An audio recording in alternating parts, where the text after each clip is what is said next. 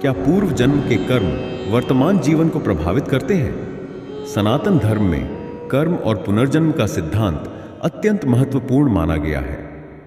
यह मान्यता है कि हमारे पूर्व जन्म के कर्मों का प्रभाव हमारे वर्तमान जीवन पर पड़ता है और हमारे इस जन्म के कर्म हमारे अगले जीवन को निर्धारित।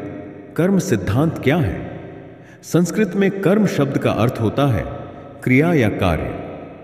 हिंदू धर्म में कर्म को 3 प्रमुख भागों में बांटा गया है। संचित कर्म, पिछले जन्मों में किए गए सभी कर्मों का संचित इकट्ठा रूप जो हमारी आत्मा के साथ चलता है। प्रारब्ध कर्म, संचित कर्मों का वह भाग जो हमारे वर्तमान जन्म में फल के रूप में मिलता है। इसे भाग्य भी कहा जाता है। क्रियामाण कर्म, वह कर्म जो हम वर्तमान जीवन में कर रहे हैं और जो हमारे भविष्य को निर्धारित करेगा। श्रीमद् भगवद गीता अध्याय 4 श्लोक 17 में श्री कृष्ण कहते हैं, गहन कर्मणो गति, यानी कर्म का प्रभाव बहुत गहरा और जटिल होता है। 2 पूर्व जन्म के कर्मों का वर्तमान जीवन पर प्रभाव। 1 जन्म का स्थान और परिस्थितियां। कुछ लोग संपन्न परिवार में जन्म लेते हैं तो कुछ निर्धन परिवार में।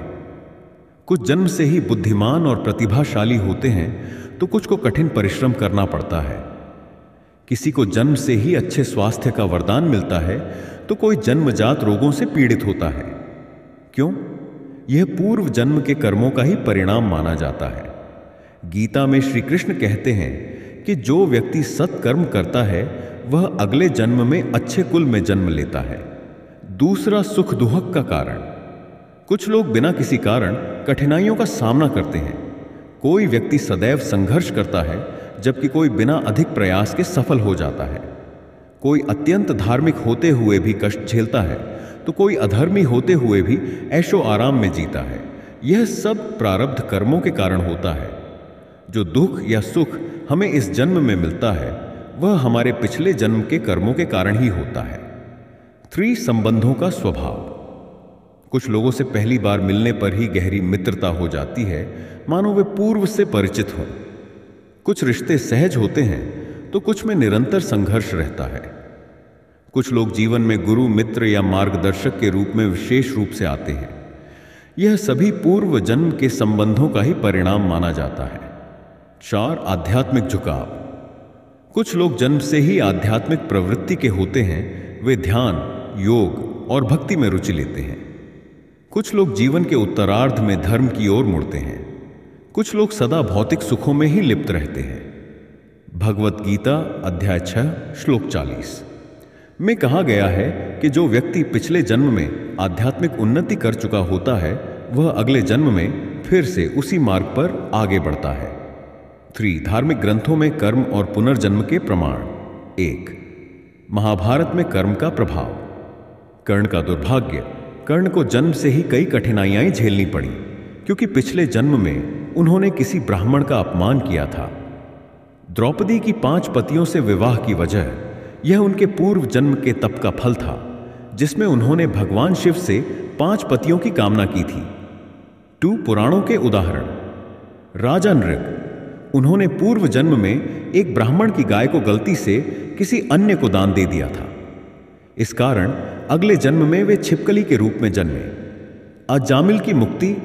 अजामिल ने पिछले जन्म में सत्कर्म किए थे, इसलिए मृत्यु के समय नारायण शब्द का उच्चारण करते ही उसे मोक्ष मिल गया।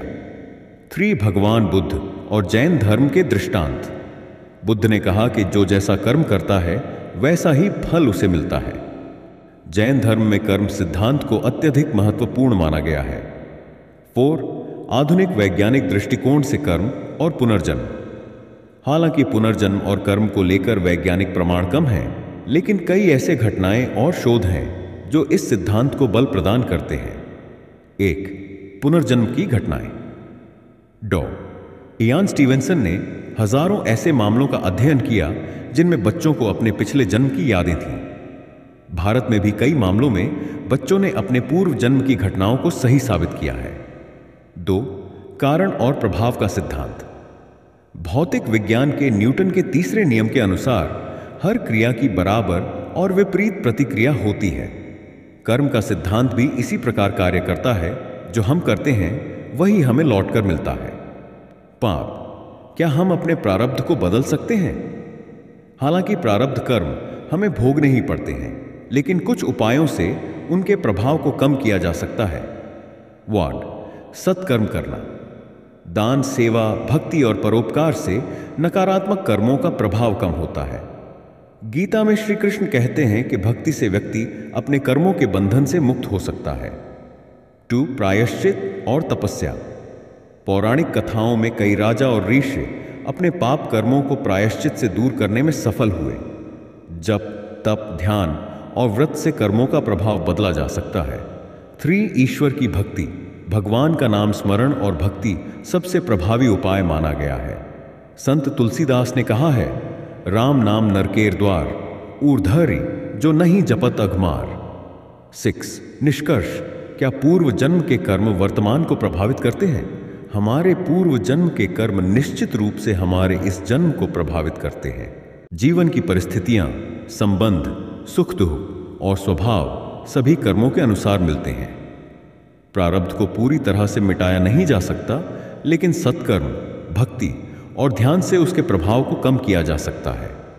गीता, महाभारत, वेद और आधुनिक शोध इस सिद्धांत की पुष्टि करते हैं। अतः कर्म का सिद्धांत हमें यह सिखाता है कि हमें हर स्थिति में सत्कर्म करते रहना चाहिए, क्योंकि यही हमारे भविष्य को संवार सकते हैं।